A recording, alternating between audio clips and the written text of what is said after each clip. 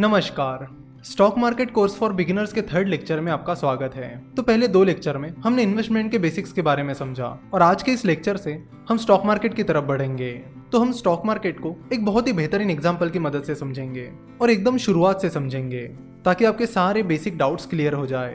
तो इस पूरे स्टॉक मार्केट को आज हम एक स्टोरी की मदद से समझने वाले हैं और इस स्टोरी के दो मेन कैरेक्टर्स हैं, विवेक और योगेश। मान लेते कि विवेक ने हाल ही में अपना MBA पूरा किया है और विवेक के दिमाग में एक बिजनेस आइडिया आ गई है। विवेक को IT that is information technology में काफ़ी इंटरेस्ट है और विवेक को यह भी पता चलता है कि इंडिया में IT बिजनेस में काफ़ी सारे इश्यूज चल रहे हैं जिसे वो सॉल्व कर सकता है और उन प्रॉब्लम्स को सॉल्व करने के लिए वो एक IT आउटसोर्सिंग बिजनेस शुरू करने की प्लानिंग करता है। तभी विवेक को लगता है कि उसे एक बिजनेस पार्टनर की ज़रूरत है, इसलिए वो अपने दोस्त योगेश को अप्रोच कर लेता है। तो विवेक योगेश के पास चला जाता है और उसे अपनी पूरी आइडिया बताता है कि IT इंडस्ट्री में कौन कौन से प्रॉब्लम्स है, कैसे हम इन्हें सॉल्व कर सकते हैं, एटसेट्रा एटसेट्रा।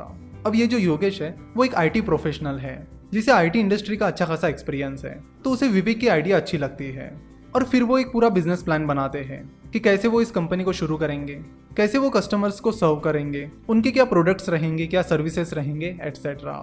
फिर जैसे उनका बिजनेस प्लान रेडी हो जाता है वो अपने बिजनेस पर काम करना शुरू कर देते हैं और कंपनी का रजिस्ट्रेशन करने के लिए निकल पड़ते हैं।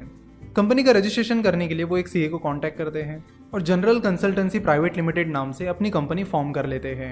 विवेक और योगेश अपनी company general consultancy private limited में 50-50% पार्टनरशिप रखते हैं, यानी कंपनी पर 50% हक विवेक का रहेगा और 50% हक योगेश का रहेगा, यानी दोनों के पास कंपनी की आधी आधी ओनरशिप रहेगी। कंपनी फॉर्म करने के बाद वो अपना प्रोडक्ट और सर्विस डेवलप करने पर काम शुरू कर देते हैं और साथ ही कस्टमर्स भी ढूंढने लगते हैं।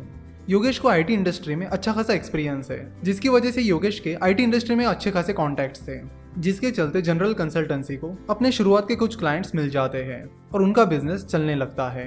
देखो, कोई भी बिजनेस हो, शुरुआत में डिफिकल्टीज तो जरूर आती है और इस बिजनेस में विवेक और योगेश को भी काफी सारी डिफिकल्टीज आती है, लेकिन वो उन डिफिकल्टीज पर मात करते हैं और आगे बढ़ते हैं। जब भी कोई नया बिजनेस शुरू होता है तो शुरुआत में कई बार वो ऐसे मुकाम पर आ जाता है जहां से वो कभी भी फेल हो सकता है। जनरल कंसल्टेंसी के साथ भी शुरुआत में कुछ ऐसा ही हुआ, लेकिन उन खराब हालातों में भी उन्होंने कभी हार नहीं मानी और मेहनत करके उन्होंने सरवाइव किया और अपने बिजनेस मॉडल को क्रैक किया।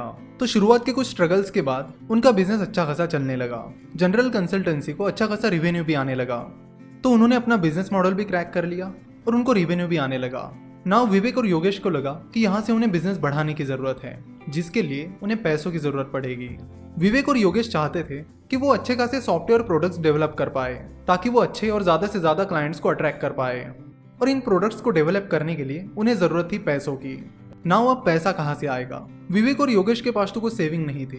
उनकी जो भी सेविंग थी उन्होंने अपना बिजनेस शुरुआत करने के लिए लगा दी थी। साथ ही जब उन्होंने कंपनी शुरू की थी तब उन्होंने अपने दोस्तों से भी कुछ पैसे उधार लिए थे, अपने रिश्तेदारों से भी कुछ पैसे लिए थे। तो इस तरह दोस्त, रिश्तेदार और अपनी सेविंग, ये रास्ता तो उनके लिए बंद हो चुका था।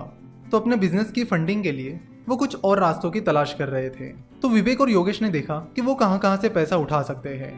तो उनके सामने बैंक का ऑप्शन था, एंजल इन्वेस्टर्स का ऑप्शन था, वेंचर कैपिटल का ऑप्शन था और स्टॉक मार्केट का ऑप्शन था। तो विवेक और योगेश को लगा कि ये कुछ ऑप्शंस है जिनके बारे में उन्हें सोचना चाहिए।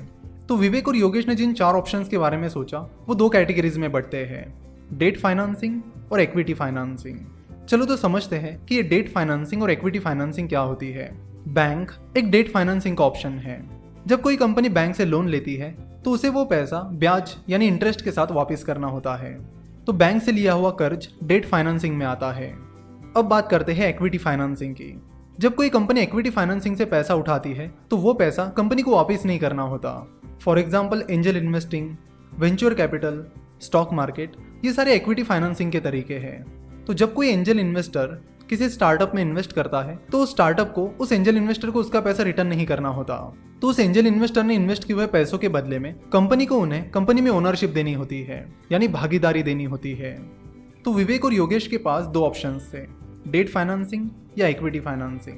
डेट फाइनेंसिंग में उनके पास ऑप्शन था कि बैंक से लोन लेना, और इक्विटी फाइनेंसिंग में उनके पास ऑप्शन था एंजल इन्वेस्टर, वेंचर कैपिटल या स्टॉक मार्केट से फंडिंग उठाना। अगर वो बैंक से पैसे लेते हैं तो उन्हें वो पैसा ब्याज के साथ वापस करना होगा, और अगर वो स्टॉक मार्केट, एंजल इन्वेस्टर्स या वेंचर कैपिटल से फंडिंग उठाते हैं तो उन्हें उन इन्वेस्टर्स को अपनी ओनरशिप देनी पड़ेगी। अब इन्वेस्टर्स को ओनरशिप देने के बाद विवेक और योगेश का ओनरशिप पैटर्न क्या रहेगा, डेट फाइनेंसिंग के क्या फायदे और नुकसान हैं, इक्विटी फाइनेंसिंग के क्या फायदे और नुकसान हैं, इसे हम नेक्स्ट लेक्चर में देखेंगे। और नेक्स्ट लेक्चर में इस स्टोरी को हम कंटिन्यू करेंगे। आशा करता हूँ कि आपको आज का ये लेक्चर पसंद आया होगा। हमसे जुड़े रहने के लिए आप हमें फेसबुक, ट्विटर और इंस्टाग्राम पर फॉलो कर सकते हो। साथ ही आप हमारी वेबसाइट www.finnovations.com भी विजिट कर सकते हो।